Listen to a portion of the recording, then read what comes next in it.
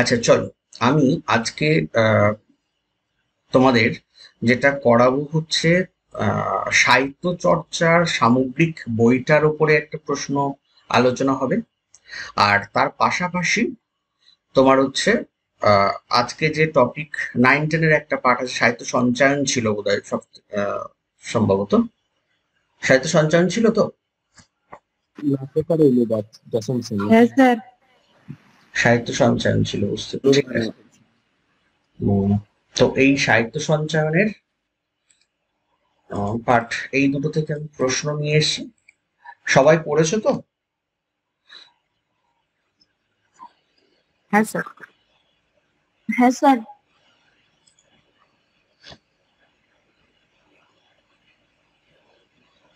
ঠিক আছে, চলো আমরা প্রথমে 9-10টা দিয়ে শুরু করি। হুম,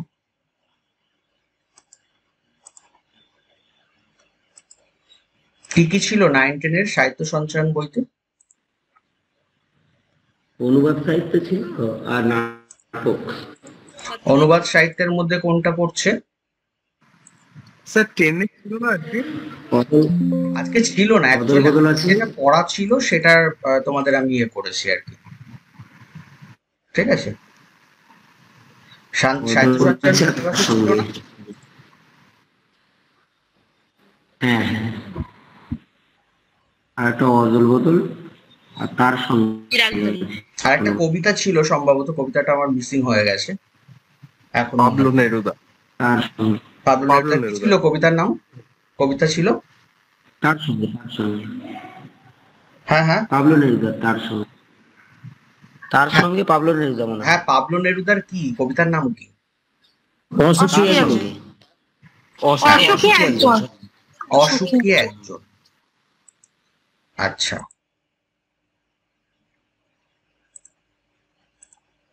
অসুখী একজন ছিল, তাই তো?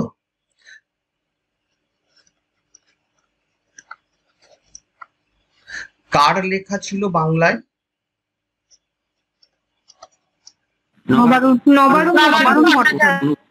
নবারুণ ভট্টাচার্য।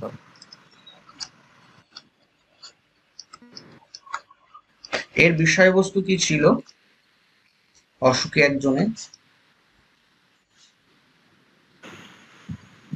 শোনা যাচ্ছে না।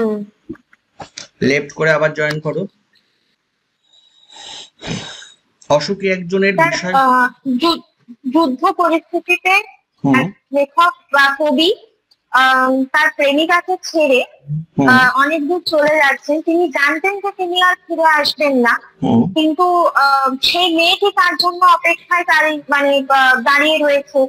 একটা কুকুর হেঁটে চলে যাচ্ছে, গির্জার নান চলে যাচ্ছে, রাস্তায় ঘাস জন্মাচ্ছে, তার মেয়েটা অপেক্ষা করে যাচ্ছে, কিন্তু কবি আর ফিরে আসেননি। সবকিছু ধ্বংস হয়ে যাচ্ছে, কিন্তু সেই মেয়েটি তার অপেক্ষায় দাঁড়িয়ে রয়েছে। মানে এখানে বলতে চাইছে যে যুদ্ধ বিগ্রহ পরিস্থিতিতে শুধু যে দেশের সম্পত্তি নষ্ট হচ্ছে সেটা না, মানসিক ভাবেও সবাই মানে পরিবার থেকে বিচ্ছিন্ন হয়ে যাচ্ছে, এবং সেই যে একটা মানসিক কষ্ট আর একটা যে এই জিনিসটাই এখানে ফুটে উঠেছে, যে কোথাও না কোথাও এখানে সেই দেশ মায়ের কথা বলা হয়েছে যে তাদের সন্তানদের জন্য এখনো অপেক্ষা করে রয়েছে। সে কিন্তু তাদের ভুলে যেতে পারছে না যে যে সন্তানরা যুদ্ধে গেছে তারা কোনো না কোনোদিন হয়তো সেই জায়গায় আবার ফিরে আসবে। এটাই খানিকটা অসুখী একজন কবিতা। আচ্ছা, এই কবিতায় অসুখী একজন, এই একজন বলতে কাকে বোঝানো হচ্ছে? কবির প্রেমিকাকে। কবির প্রেমিকা। কিন্তু দেশ মাকে মানে যদি অন্তর্নিহিত হচ্ছে তাহলে মাতৃভূমিকে বোঝানো হচ্ছে। হ্যাঁ, মানে অপশন অনুযায়ী তোমাদেরকে চুজ করতে হবে, তাই তো? আচ্ছা, এখানে দেবতাদের কেমন দেখতে ছিল?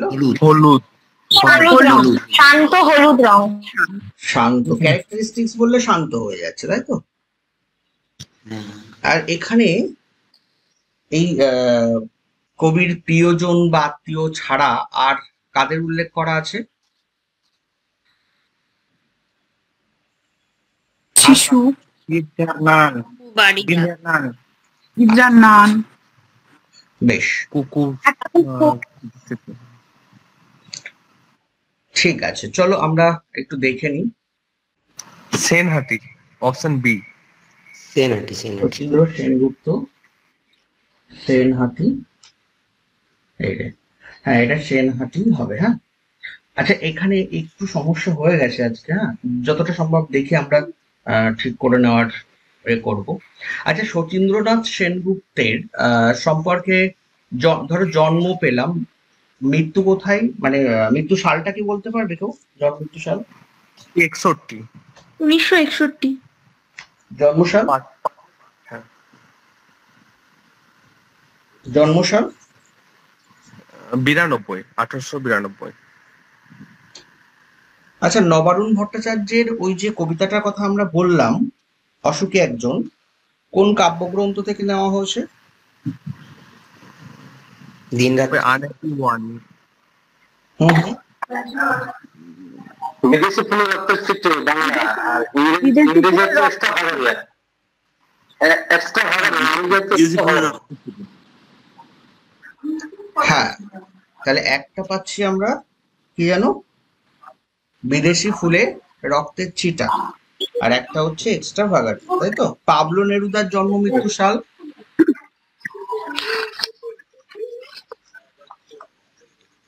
1904, জন্ম 1973। 1904, 1973। 1904 থেকে 1973। আচ্ছা, বেশ, পরের কোশ্চেন। লুৎফা। লুৎফা। নাটকে সিরাজের সঙ্গে যে সমস্ত চরিত্র মিল রয়েছে, মানে সিরাজের সঙ্গে চলে আর কি, সিরাজের কথা মেনে চলে বা সিরাজের পক্ষ নিয়ে কথা বলেছে, এরকম কয়েকটা দুটো চরিত্রের নাম বলো। নীরমোহন মদনলাল। আচ্ছা, গোলাম হোসেন। আর কোন দুই বিদেশিদের সঙ্গে সিরাজের কথোপকথন এখানে উঠে এসেছে? ওয়াটস।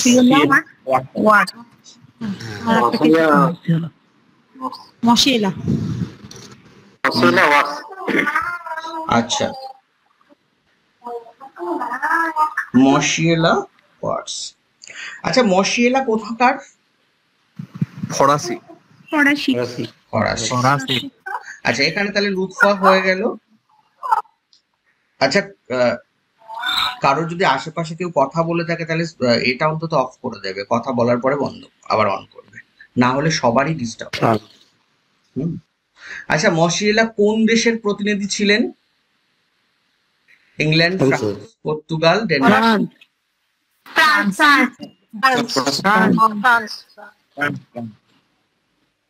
ফ্রান্সের অধিবাসীদের কি ফরাসি বলা হয়, না কি বলা হয় বলো? হ্যাঁ বলা হয়, ফরাসি বলা হয়। হ্যাঁ তো আচ্ছা, ডেনমার্কের অধিবাসীদের? ডেনমার্ক আসলে কি ছিল, হল্যান্ড না? হল্যান্ড, ডাচ, ডাচ, ডাচ বলা হয়। হ্যাঁ হ্যাঁ হ্যাঁ, ডেনমার্কের ডাচ না নেদারল্যান্ডের ডাচ।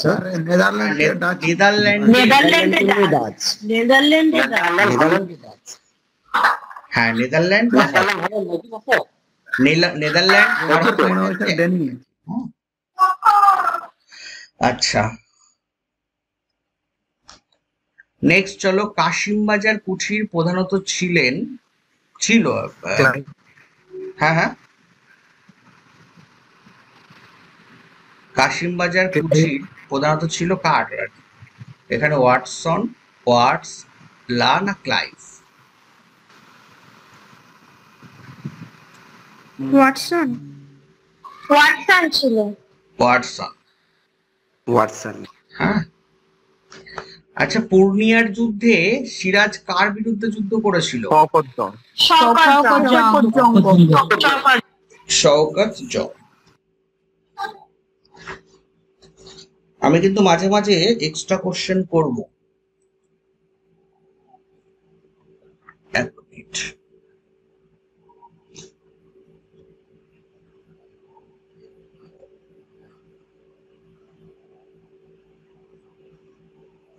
এই মুহূর্তে তুমি আমার দরবার ত্যাগ করো, কার কথা বলা হচ্ছে?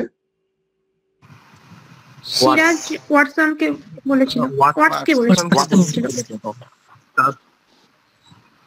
আচ্ছা, এরপরে চন্দননগর ছিল কোন দেশের বণিকদের অধীনে? ফ্রান্স। ডেনমার্ক। ফ্রান্সে। ফ্রান্স। মতিঝিল প্রাসাদ অধিকার করেন সিরাজ, কেন? ঘসেটি বেগমের ঘসেটি বেগমের চক্রান্ত ভাঙতে। হ্যাঁ, ঘসেটি বেগমের রাজনৈতিক চক্রান্ত ভাঙতে। হ্যাঁ চক্রান্ত ভাঙে। আচ্ছা, পাঠ্য অংশটি সিরাজদৌলা নাটকের কোন অঙ্ক থেকে গৃহীত হয়েছে? দ্বিতীয় অঙ্কের প্রথম অঙ্ক। দ্বিতীয় অঙ্ক। সিরাজ কোন যুদ্ধে ইংরেজদের বিরুদ্ধে যুদ্ধ করেন? পলাশীর যুদ্ধ। আচ্ছা, পরে নাটকে মসিয়েলা ছিলেন ফরাসি প্রতিনিধি। প্রতিনিধি। আচ্ছা, নাটকে মতিঝিলটা কি আসলে? ঘসেটির প্রাসাদ।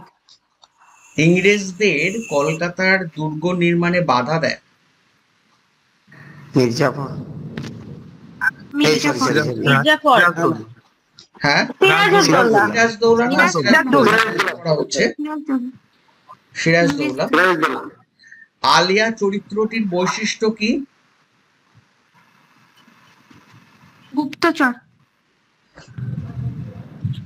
আলিয়া আলিয়া আলিয়া সৎ ও পরায়ণ।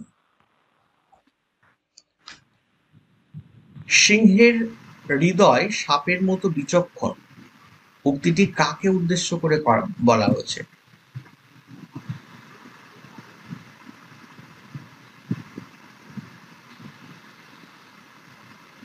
এগুলো মনে হচ্ছে মূল নাটক থেকে চলে এসছে। হ্যাঁ স্যার, বাড়তি অংশ আছে। এটা হচ্ছে সিরাজ। পলাশী যেন মির্জাফরের খবর, এগুলো সমস্তটাই বাড়তি অংশ। হ্যাঁ, আচ্ছা, না এটা কূটনৈতিক হবে। ক্লাইভের চরিত্র কূটনৈতিক। আচ্ছা, অদল বদল গল্পটি কোন ভাষা থেকে অনুদিত? গুজরাটি। আচ্ছা, অদল বদল গল্পের অনুবাদক কে?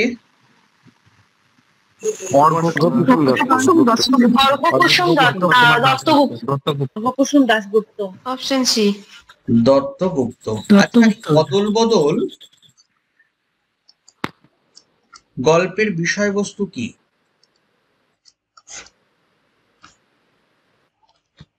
একটা বিষয় দেখানো হয়েছে এবং দুই বন্ধু জামা অদল বদল করে একজন অমৃত বাকিকে তার বাবার মারছে, মানে বন্ধুত্ব।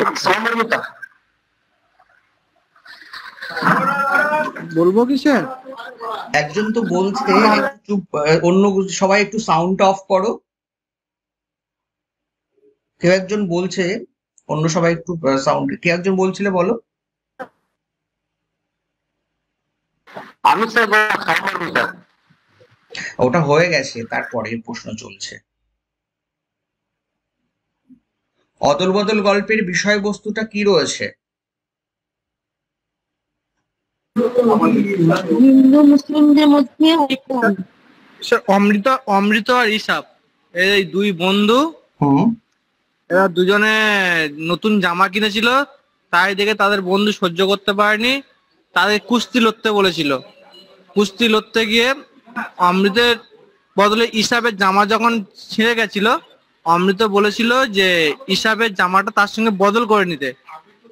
এইটা ইসাবের বাবা দেখতে শুনে না শোনার ভান করেছিল, কিন্তু পরেক্ষণে যখন দেখতে পেয়েছিল যে ইসাব তার জামাটা অদল বদল করে নিয়েছিল, কারণ বলেছিল অমৃত যে তার মা আছে, তার বাবা বকাবকি করলে বা মারলে তার মা তাকে সেটা রেহাই দিয়ে দেবে, কিন্তু অমৃতের ইসাবের বাবা ছাড়া আর কেউ নেই পরিবারে, সেই কারণে অমৃতর হিসাব এই যে জামাটা অদল বদল করেছিল, এটা পরবর্তীকালে তাদের গ্রাম প্রধান এই খবরটা তার কানে পৌঁছেছিল এবং এই গ্রাম প্রধান তাদের নাম পরিবর্তন করে দুটো নাম রেখেছিল অদল এবং বদল। অমৃতের নাম অদল এবং হিসাবের নাম বদল, সেইভাবে গল্পের নামকরণ অদল বদল হয়েছিল।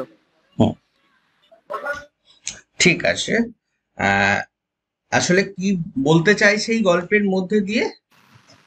দুই বন্ধুর মধ্যে একটা পারস্পরিক মেলবন্ধন, সহযোগিতা এবং ভালোবাসার বন্ধুত্ব প্রীতি বন্ধুত্ব প্রীতি ফুটে উঠছে, তাই তো? দুই সম্প্রদায়ের একটা সম্প্রীতিও দেখানো হয়েছে। হ্যাঁ হ্যাঁ হ্যাঁ, সেটাও দেখানো হয়েছে গল্পের মধ্যে। আচ্ছা, এখানে তো বুঝতেই পারছি দুটো বন্ধুর কথা বলছে, একজনের নাম অদল এবং বদল দেওয়া হয়েছে। আসলে দুজনের নাম কি কি ছিল? এর পাশাপাশি আরো কয়েকটা চরিত্র ছিল, যেমন কুস্তি লড়ার কথা বলছিল যে, তার নাম কি ছিল? কালিয়া। বেশ, বাহালি আছে। হ্যাঁ, ওর মায়ের নাম ছিল বাহালি। আচ্ছা, পরের প্রশ্ন। অমৃতের মায়ের নাম বাহালি। অমৃতের পরিবারে কে কে ছিল? মা, বাবা ও 3 ভাই। মা, বাবা ও 3 ভাই বোন, কিন্তু এখানে অপশন গুলো তো 3 ভাই দেওয়া আছে, কিন্তু হচ্ছে 3 ভাই বোন এরকম ছিল গল্পের মধ্যে। আচ্ছা, তাহলে তুলতে গিয়ে হয়তো মিস্টেক হয়েছে। এটা একটু দেখে নেবে তাহলে। নেক্সট, 3 ভাইয়ের কোথায় আছে? 3 ভাই ছিল তো, একটু দেখে নেবে। অমৃত নতুন জামা পেয়েও কেন কুস্তি করতে চায়নি? জামা ছিঁড়ে যাওয়ার ভয় ছিল। জামা ছিঁড়ে যাবে এই ভয়টা ছিল। আচ্ছা, অমৃত কাকে জামা বদলের প্রস্তাব দেয়? হিসাবকে। কালিয়া কাকে কুস্তিতে হারিয়ে দেয়?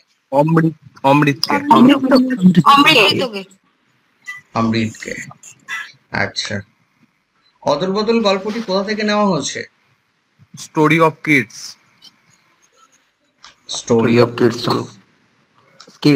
হ্যাঁ, গল্পে কালিয়া চরিত্রটি কেমন ছিল?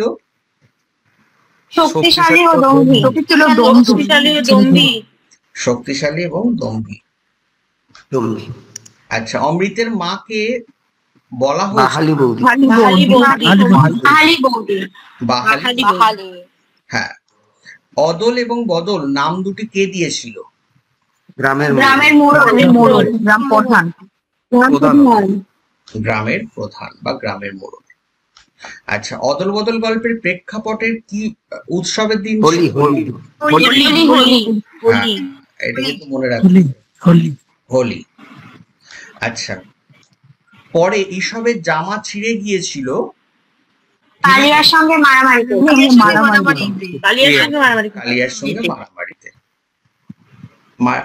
কি হলো, খেলতে কি না, এটা কালিয়ার সঙ্গে মারামারি। হ্যাঁ, আচ্ছা, অদল বদল গল্পে কুস্তির প্রস্তাব কে দেয়? কালিয়া। একজন ছেলে হবে এখানে। ওই কালিয়া নাম হচ্ছিল আর কি। সেই এখানে যেহেতু নেই কালিয়ার নাম, তাহলে একজন ছেলে হিসেবে দিতে হবে। আচ্ছা, আমি আরো কিছু প্রশ্ন করছি, একটু দাঁড়াও।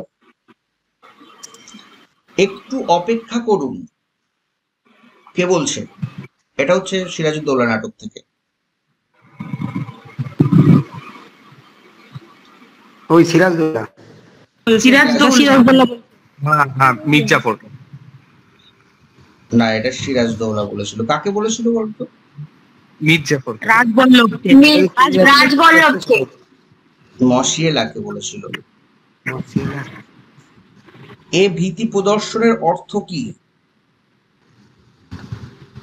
এইটা কোন প্রসঙ্গে বলেছে বলতো? এই যে লাইনটা বলছে,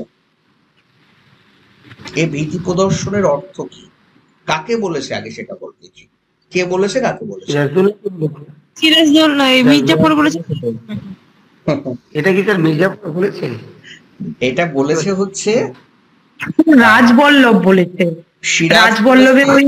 সিরাজ বলেছে ওয়াটসকে। আসলে ওই যে চিঠির কথা বলছিল না, যে ইংরেজিতে যে চিঠিটা লেখা ছিল, ওয়াটস যেটা মানে ওয়াটসন যেটা ওয়াটসকে লিখেছিল, যেখানে বলা ছিল যে সমস্ত গঙ্গার জল দিয়েও নেভাতে পারবে না, সেই সময় পড়ার পরে সিরাজ এই প্রশ্নটা ওয়াটস করেছিল, ওয়াটস এই ভীতি প্রদর্শনের অর্থ কি? ঠিক ঠিক। তারপরে আবার ওয়াটস বলছে যে অ্যাডমিরাল এই কথা কেন লিখিয়াছেন আমি বুঝি না। ঠিক আছে, এইবার সিরাজ তারপরে বলছিল যে আমি বুঝিয়ে দিচ্ছি মুন্সিজি ওয়াটস। আবার একটা চিঠি। হ্যাঁ, আবার একটা চিঠি। ঠিক আছে, তাহলে এখানে কটা চিঠির কথা আছে? দুটো চিঠি, দুটো। তিনটে স্যার। কি কি? মির্জাফরের একটা চিঠি আছে। হ্যাঁ, তিনটে চিঠি। আমরা কেউ মিথ্যা কলঙ্ক রটাইনি, এটা বলছে, অপশন বলছি আমি। হ্যাঁ হ্যাঁ, কি বলছে? রাজবল্লভ। রাজবল্লভ। হ্যাঁ, রাজবল্লভ। এই তো অপশন ছাড়াই বলতে পারা মানে বিরাট ব্যাপার আর কি। নিচপদস্থ কর্মচারীদের উচ্চপদস্থ কর্মচারীদের কাজের সমালোচনা করা উচিত নয়, একথা যেমন আপনাদের সবসময় মনে থাকে, তেমন একথাও মনে রাখা কি উচিত নয় যে নবাবের কাজের সমালোচনা করা সবসময় শোভন নয়? মোহনলাল বলেছে। মোহনলাল বলেছে। কাকে বলছে? এটা মির্জাফরকে। মীর মদনকে? রাজবল্লভ। মির্জাফরকে। হ্যাঁ, মির্জাফরকে।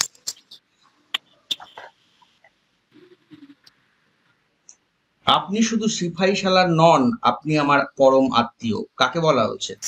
সিরাজ মির্জাফর। আচ্ছা, মির্জাফরের আরো একটা কি নাম এখানে উল্লেখিত আছে? জাফর আলী খান। গুড।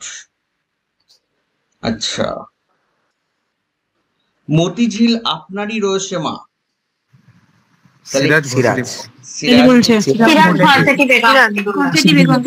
ঘসেটিকে সিরাজ কোন একটা এর কথা মানে ঘসেটি ড্যাশ এরকম একটা কিছু শব্দ উচ্চারণ করেছিল, সেটা দানবী।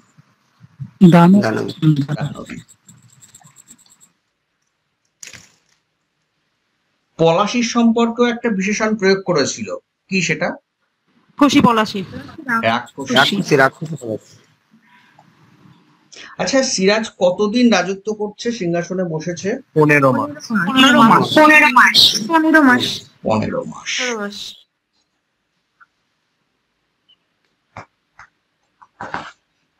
বেশ। আর একটা কি ছিল?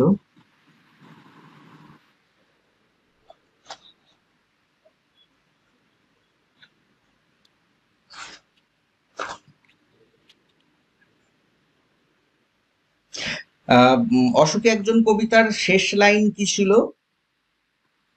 মেয়েটি আমার জন্য দাঁড়িয়ে আছে, এরকম কিছু। মানে অপশন থেকে বোঝা যাবে সেই মেয়েটি আমার জন্য দাঁড়িয়ে আছে, এরকম কিছু। আর সেই মেয়েটি দাঁড়িয়ে আছে আমার অপেক্ষায়। হ্যাঁ, ঠিক। আর সেই মেয়েটি আমার অপেক্ষায়।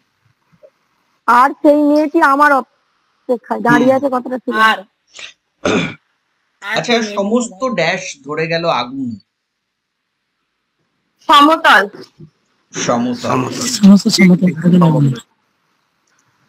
আচ্ছা,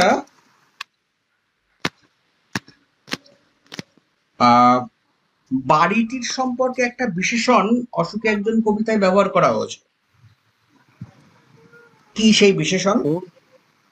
ফোন হলো মিষ্টি বাড়ি। হ্যাঁ।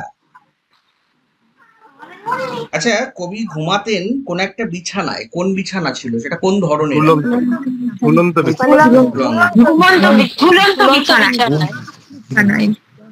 বিছানা। আচ্ছা, বছরটা কেমন করে চলে যাচ্ছিল? পাথরের মতো একটার পর একটা পাথরের মতো চলে যাচ্ছিল।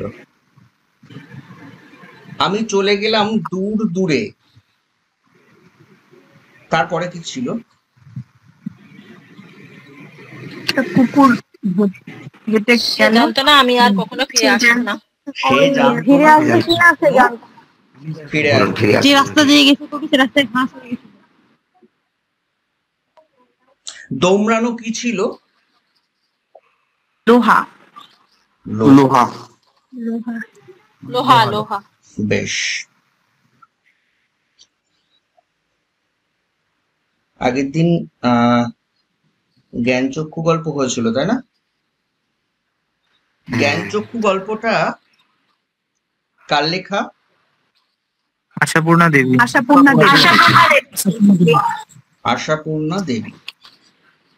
জ্ঞানচক্ষু গল্পের উৎস কি রয়েছে?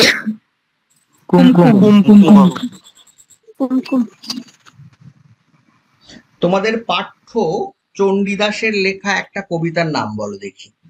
পরশমণি। পরশমণি। পরশমণি। 42 সংখ্যক কবিতা। বাহ, 42 পদ। বেশ। পদ